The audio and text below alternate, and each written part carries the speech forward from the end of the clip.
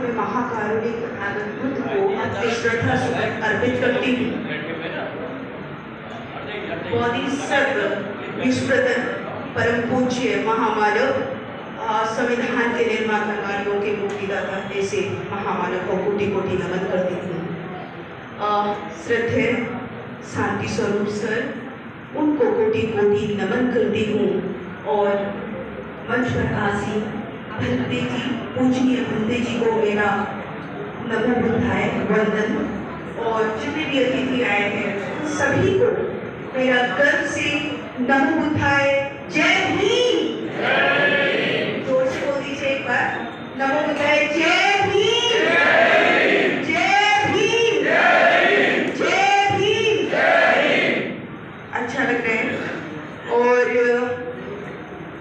Shanti Swarup sir की मुझे एक कोटेशन याद है और मैं उसको हमेशा अपने विद्या चर्चा में और जहाँ भी जाती हूँ वहाँ बोलती हूँ कि संघर्षों के आदि है, संघर्षों के आदि है हम अम्बेडकरवादी हैं, संघर्षों के हम अम्बेडकरवादी हैं, सीने ये फौलादी हैं, हम अम्बेडकरवादी हैं। जैसा कि सर बोलते थे हमेशा कि हम हमेशा संघर्ष करते रहेंगे। और सर से मैंने बहुत प्रेरणा ली है, मैं उनको अपना आइडियल मानती हूँ। और वो मेरी कहने की बात नहीं है लेकिन बहुत तारीफ करते थे। और उनको हमने अपने यहाँ पर भी बुलाया था ऐसे वक्ता। तो मैं आज तक उनसे प्रेरणा लेती हूँ। और वो जो कहकर गए हैं, वो जो कहकर गए हैं उनके बताए हुए मार्ग पर चलना, क्योंकि वो कहते थे कि महिलाओं में जो जागृति लेकर आई हो उसको हमेशा कायम रखना, महिलाओं को लीडर बनाना, महिलाओं को आगे पहुंचाना, तभी हम बुद्ध के भारत बना पाएंगे, तभी हम बाबा साहेब के सच्चे अनुयायी कहलाएंगे। उन्होंने ये किया।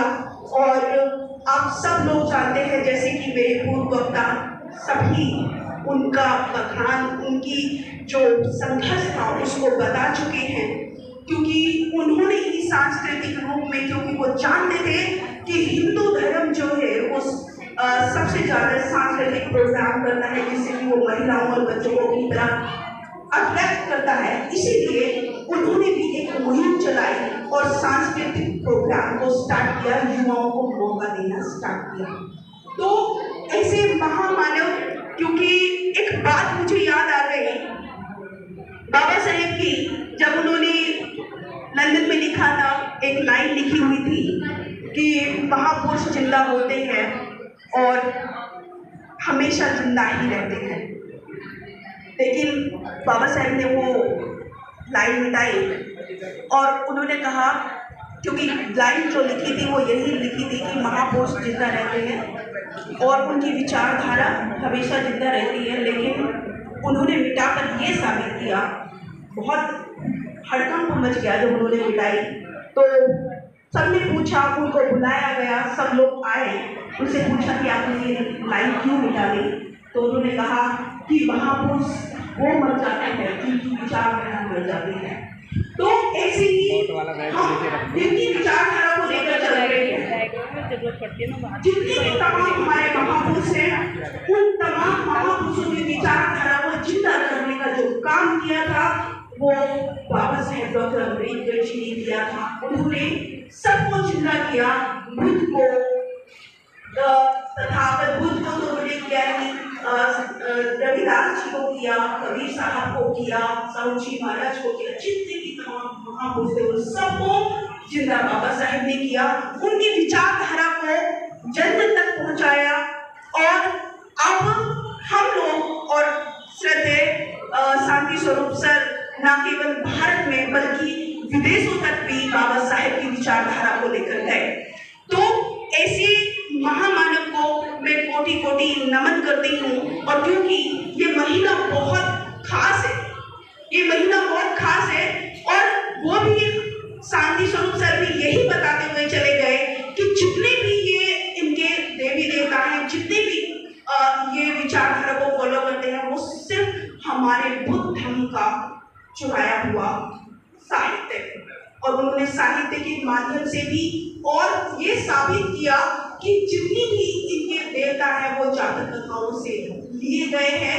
कोई भी देवी देवता का अस्तित्व नहीं है, वो केवल और केवल काल्पनिक है। और इसी बात को समझने के लिए हमको पढ़ना पड़ेगा। अब दिक्कत ये है कि हम लोग पढ़ते नहीं। अगर हम पढ़ेंगे नहीं तो इतिहास को जानेंगे कैसे? और अगर इतिहास को नहीं जानेंगे तो अपने बच्चों को क्या देकर जाएंगे? हमको एक ही नाव में सवार होकर चलना है, क्योंकि अगर हम दोनों नावों में सवार होकर चलते हैं तो डूबना तय है। हमको या तो अम्बेडकरवादी हो जाएंगे पूर्ण तौर से, या फिर हिंदूवादी बन जाएंगे। तो हमको यही विचारधारा लोगों को देनी है। ऐसा नहीं करना है कि हम मंचों पे तो हम अम्बेडकरवादी हैं, लेकिन घर में अभी भी हमारे दिल के अंदर कहीं ना कहीं डर छुपा हुआ है, जिसकी बदौलत हम देवी देवता जो काल्पनिक हैं, जिन्होंने हमारे लिए कुछ नहीं किया, उनको हम आज भी अपने गले से लगाए हुए हैं। और जिन्होंने इतनी कुर्बानियां दी, उनको हम भुलाए हुए। तो ये चीज हमको समझनी होगी, और खासकर अपनी महिलाओं को जरूर समझानी होगी, क्योंकि मुझे ऐसा लगता है कि जिस घर की महिला बदलती है, उस घर का माहौल बदलता है, उसके बच्चे बदलते हैं, और बच्चों से बनता है समाज, और समाज से बनता है देश।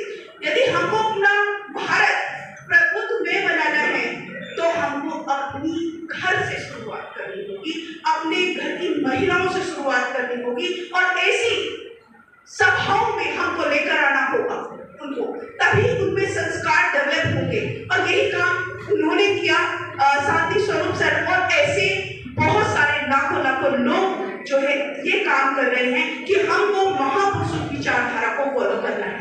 ये महीना जैसे कि खास मैंने बताया 14 अक्टूबर आने वाला है।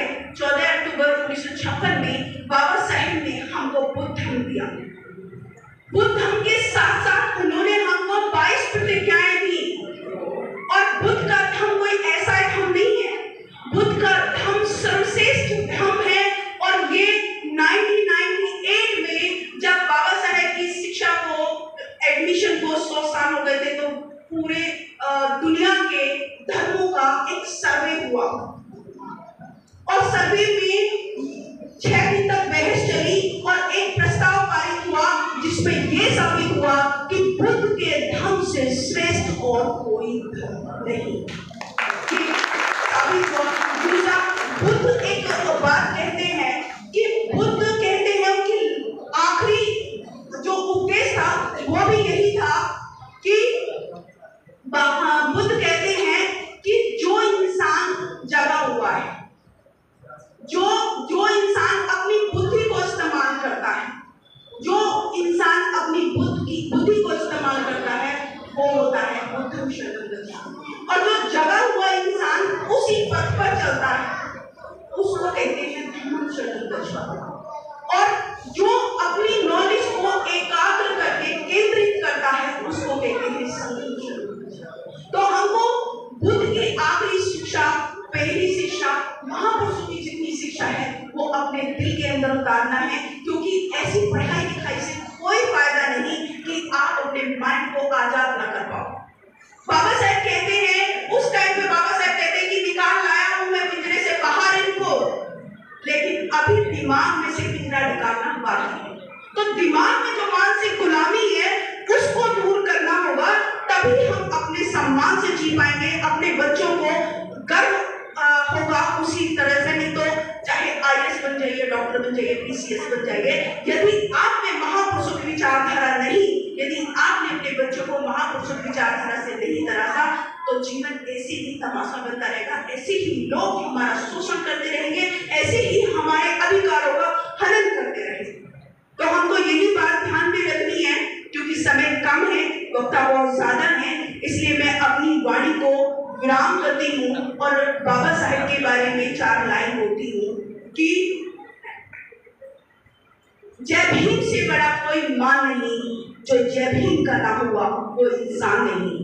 लोग पूछते होंगे पत्थरों को, लेकिन जय भीम से बड़ा कोई देने वाला नहीं। तो इसी के साथ मेरी वाणी को विराम करती हूँ। आप सभी ने सुना, उसके लिए साधुवाद। एक बार फिर से जय भीम, जय भीम, जय भीम, जय भीम, जय भीम। बहुत बहुत साधुवाद।